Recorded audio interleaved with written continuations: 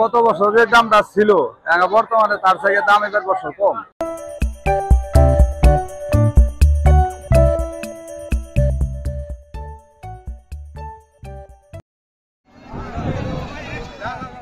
শেরপুর জেলায় কোরবানির পশুর হাটগুলো এখন জমজমাট হয়ে উঠেছে।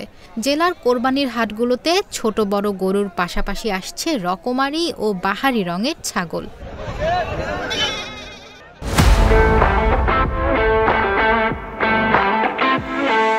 শেরপুরের গরুর হাটে এবারে দ্বীন ইসলামের তোতাপরি ছাগলের দিকে আকর্ষণ সবার। শেরপুর জেলা সদরের ভাতশালার দ্বীন ইসলাম সাতপাইকা বাজারে নিয়ে এসেছে বড় বড় সুন্দর দুটি ছাগল। সুনামগঞ্জ থেকে নিয়ে আসা ছাগলের বাচ্চা 2 বছর ধরে লালন পালন করে বড় করেছেন তিনি। দাম হাঁকাচ্ছেন 1,20,000 টাকা। তার মতো একই উপজেলার চান্দেরনগর চাক্কারপাড়ের মানিক মিয়াও নিয়ে এসেছেন বিটল জাতের বৃহৎ এক ছাগল। এটার দিকেও দৃষ্টি অনেকের। বাচ্চা নিয়েছিলাম আমি সুনামগঞ্জ থেকে। সুনামগঞ্জ আমার ছেলে চাকরি করে, ওখান থেকে কিনে ভাড়া দিছিল। এখন বাজারে নিয়েছি বিক্রি করবার। আমার দাম চাইতেছে 1,30,000, 1,20,000, দাম করতেছে 75, 80, 70 এরকম দাম করতেছে। এখন 11,000 আনার পর এই দূর পালছি, 3 বছরের একটু কম আছে আর কি বয়স। এখন আডে নিয়ে আসি, দাম করতেছে আপনার 40, 41, 42। আমি চাইছি 55, 60 এরকমই চাইছি বলতেছি।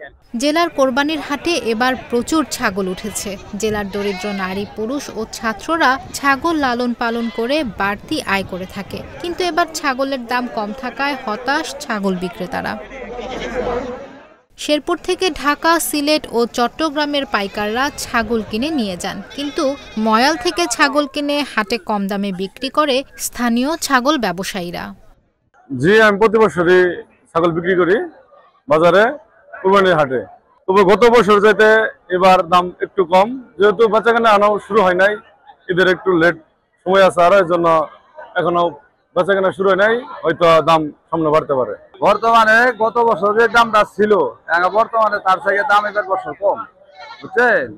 প্রতি বছর 2-4 টাকা পালি বেশি মাল কিনছি, যা অর্থ দাম কম আর কি করবো না, কিনছি 20 দিয়ে দাম কত 18। এবার জেলার কোরবানির পশুর হাটে আসছে বড় বড় আকৃতির অনেক গরু ও ছাগল, কিন্তু কাঙ্ক্ষিত দাম না পেয়ে হতাশ অনেকেই।